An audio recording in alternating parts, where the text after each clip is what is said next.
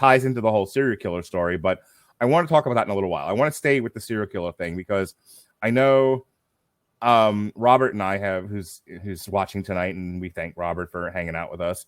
He has discussed that he doesn't really like this season because this goes a bit over the top. I'll agree. And I'm going to quickly summarize what happens here so that we can talk about it. But essentially, over the course of 10 episodes, McNulty is joined by Lester and then eventually by Sindor in creating the illusion that there's a guy out there molesting and killing homeless men. He's biting them. Arr. And again, Lester pulls up with the dentures, and I'm like, what the fuck is going on now? Right. Oh, man. Lester has a great line about it. He was like, I considered the decision to come off of Marlowe, what was the word he used? Illegitimate. I considered the decision illegitimate, and they have put me in a position of defying their authority because their authority is undeserving of being followed, essentially. And so Lester, who is generally in opposition to McNulty in terms of the way they handled things, like they almost came to blows in season 3. Yeah, they did. And here he's like, nope, I've come to your side, sir. After everything that's happened, after the New Day promised and all of that, I'm with you. Let's Bunk brings Lester in to talk sense into him. And then Lester is the one that's like this seems like a great idea. Let's do it. If you want to do it right, we need to do it this way. And you're like, oh man. All right. Right. Anyway, go ahead. Fucking Bunk just like, listen, Lester, you talk sense to the man. Like, no, I think he's really onto something. His papers, bangs his head up against the door, just throws his pants at Jay. He's fucking done, man. Bunk went to go smoke a cigar and think about the decisions he's made. Oh my god. Anyway, so what happens is Lester and McNulty juke a bunch of bodies, create a series of perceived to be molested and murdered homeless men, and then they call the media. And the media reports on it. This becomes a big issue. Tommy, who is the Carcetti, who is the mayor, is having such grave difficulties between the school and some other issues. He starts to get traction with the homeless thing, and it becomes like what his whole office is about.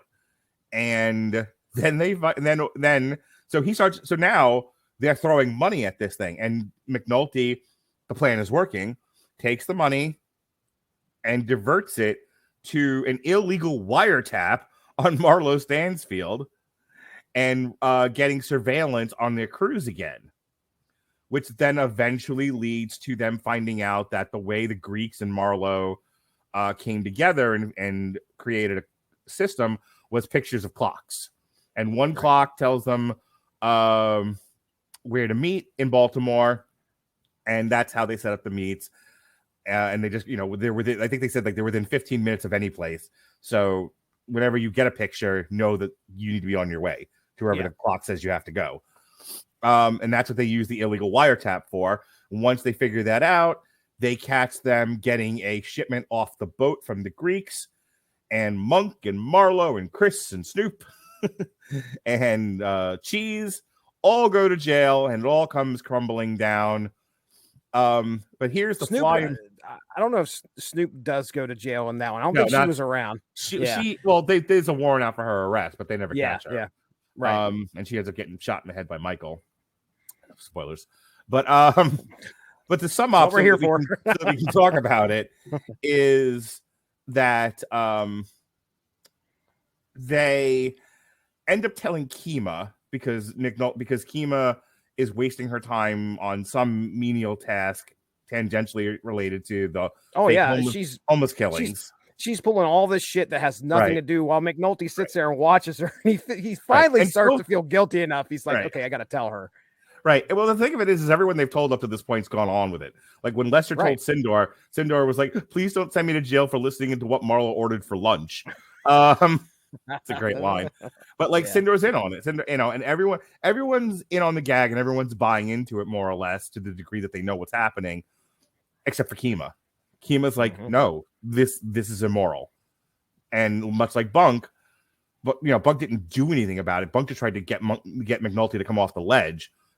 Kima was like, and she talks to Carver, who earlier in the season had to put Officer Frankenstein on he punishment. Does look like Frankenstein. Yeah. Officer Lurch, he had, because when Officer Lurch attacked, what was it, the school teacher or some shit? Yeah, he was so frustrated. He was like, guy leans on his horn, he should go to fucking jail or some shit. And it's like, no, Felicio, no. And so Ellis had to write him up, and Kima goes to Ellis and was like, Carver rather, and was like, what do I do? And he was like, what you have to do. And so she goes to Daniels, and Daniels and Perlman figure out that the wiretap phone that's supposed to be for the homeless guys, a homeless murder, is actually Marlowe's.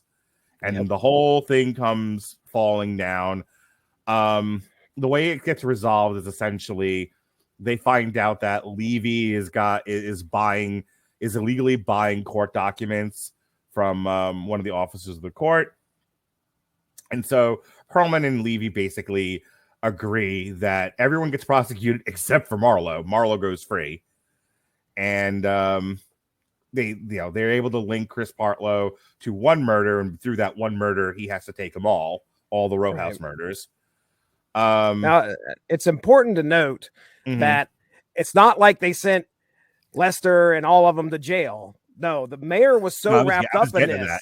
Okay, all right, go for it. Yeah, I was just about to get to that. Like he's like fully committed to this now, and that they come out and say like, "Hey, the cops lied to get extra money to go prosecute this guy." Like that's it. That's the end of his career. He's done. He's never going to be governor. He may not even be mayor anymore. So he's like, basically, everyone's got to keep quiet about this, and we got to like resolve it quietly and make it look like it was wrapped up neatly in a bow, which it is, because there's another homeless killing, but this one's for real. And McNulty solves it in like seconds. Yeah. And they basically ascribe all the murders to that one guy, and they got Chris on the row house murders. So it's like, we saved Baltimore. Yay, roll credits. But to conclude, Lester retires. McNulty is drummed out of the police, just quits. And we never know what happens to McNulty afterwards.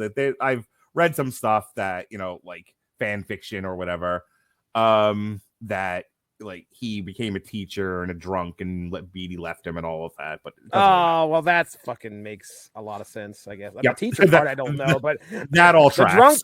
The drunk and Beatty leaving him, I could see that for sure. For sure. Anyway, so I want to talk about, like, as I said when I started this recitation of what happened, Robert kind of hates this season because he thinks the serial killer stuff is like way over the top and stupid and almost like jumps the shark. What do you think of the serial killer stuff? Yeah, I can agree to a certain extent. It was entertaining, but I definitely found myself thinking, okay, number one, McNulty's an idiot if he thinks something this big would not get out and that he would not suffer for it. And I really think they did a disservice to Lester Freeman with him like, okay, yeah, let's go ahead and do it. I want to get this guy just as bad. I understand. Like, obviously, you believe that character might say something like, I believe the decision to come down off of Marlowe is illegitimate. It's hard to believe he would full on commit felonies. Right. I'm just like, I don't know if you're that hard up to get this guy off the streets and think you're pulling. There's a lot of talk throughout this whole series about being good police. Right. And that seems to fly in the face of being good police, in my opinion. Okay. Robert has a really good summary of, I think, both of our opinions on this to one degree or another. For a show this based in reality, season 5 requires way too many contrivances to play out the way that it does. Yeah, that's kind of, I'm going to let you say your piece, but I just want to chime in with that. Yeah, I like my biggest problem with, I don't hate season 5. I don't hate any season of The Wire. And I like this better than season 4. But as I said last month, but my biggest problem with season 5 is for a show that was mired in gritty reality, this one is the most dramatic in the sense of it's like the most unrealistic. It is the most like it's a little bit detached. Yeah, it's like I feel like we stopped dealing in what would actually happen in these circumstances with these people and created a large enough fiction so they felt like they would have an entertaining story to talk about the media and all the other themes that they get to in season 5. And it's like, there's so much of that already. And what made The Wire stand apart from so many other television shows was they didn't depend on high drama. They didn't depend on unrealistic, over the top situations in order to get their point across. And then it was almost like, we got to go big. It's the last season. And like they plumb ran out of ideas or something. They didn't quite know how to get to the media stuff, the journalism stuff, without creating this asinine fiction. There's no way any of this fucking shit happens. None of it. How did they not understand that telling more than 2 people, right, this is going to be found out pretty quickly? You're in the position of law enforcement. Go ahead. That's the thing. Like, you as an audience member have to believe that McNulty loves Kima so much he would not let her. He would either sacrifice himself to save her from wasting her time, or he's so delusional and he knows so little about this woman that he spent the last 5 to 6 years with that he doesn't know she would draw a hard moral line in the sand. Yeah, you would think he would know better. You would think he would know her a little bit better. And it's like you're being asked to believe a lot. Right. Yeah, like I said, I found it entertaining, but I definitely realized the difference of this season to previous ones. It's really evident. I mean, as a dramatic idea, as a narrative hook, it's fun. Sure. We haven't seen McNulty act like a complete bag of shit in a while. Watching him try to go through all these hoops in order to make this wire happen. Oh my God. My favorite moment in Justin dealing with that plot was when the one detective runs over to him and he was like, hey, if you give me a car in 2 nights and go to North Carolina, I can put this case down. Yes. And McNulty's like, I don't believe you. And he was like, he's like, you're just gonna make me come out and say it, aren't you? I want to go play golf. Yeah. McNulty put in this big position and everybody's coming to him. It starts off just as a trickle, and then everybody starts coming to him so they can get all this stuff authorized so they can use as much OT how they want. Right. I like the thing you have most of them are. What I like about The Wire is that they will always show you the good and the bad in the same situation. And so you have the one guy who's like, I want to go to Hilton Head and play golf. He's a bag of shit. But the other guy's like, if you give me what I need, I can actually put this murder down. And he does. Yeah.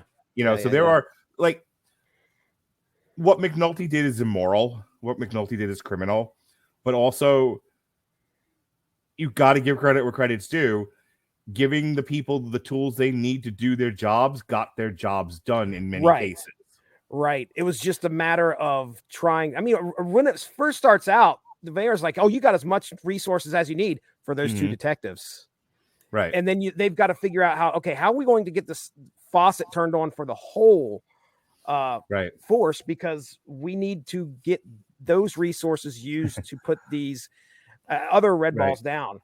But it's just, and that was, they would piece things together. Like when they figured out that the way they were communicating meetups to get the drugs was with the clocks, pictures of the clocks. They were like, oh, now we have to have the serial killer send a picture. Right. We have to have the serial killer call a reporter. It was like and it was one of my favorite lines of this season is McNulty in a complete 180 from season 3. Utterly exasperated with Lester. He was like, no wonder Daniel cringed every time you opened your mouth. You're a supervisor's nightmare. That came from the guy who fucked 2 prostitutes. Right. In the middle of a sting operation. Wow. That is great. We can move on from this, but it definitely needed some time to kind of sort through it. It's ridiculous, but it's fun, and depending on, but it's utterly misplaced in this show. This is a great idea for another show. It's a poor idea for The Wire. Yeah, I'll agree.